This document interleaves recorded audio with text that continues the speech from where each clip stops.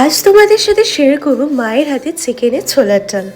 তো চলো দেখে নিই ছোলার ডাল করতে কী কী উপকরণ লাগছে। প্রথমে মিক্সিতে গড়ে নিতে হবে আদা, রসুন, টমেটো, কাঁচা লঙ্কা। আর ছোলার ডাল মা কিন্তু আগে থেকে ভিজিয়ে রেখেছিল, তারপর সেটাকে সেদ্ধ করে নিল।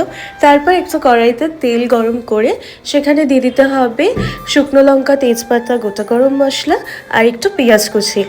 আর তারপর দিয়ে দিতে হবে পেস্টের পর দিয়ে দিতে হবে হলুদ, নুন, স্বাদ মতো চিনি, জিরে গুঁড়ো, শুকনো লঙ্কা গুঁড়ো। তারপর দিয়ে দিতে হবে চিকেনগুলো। তো ভালো করে কষাতে হবে। কষানো হয়ে গেলে দিয়ে দিতে হবে ছোলার ডালটা। সেদ্ধ করা ছোলার ডালটা দিয়ে সেটাকে ভালো করে নাড়াচাড়া করার পর দিয়ে দিতে হবে পরিমাণ মতো জল।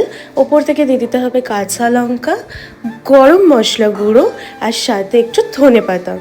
ব্যাস রেডি চিকেনের ছোলার ডাল। খেতে কিন্তু খুব টেস্টি হয়েছিল, তোমরাও পারলে ট্রাই করতে পারো।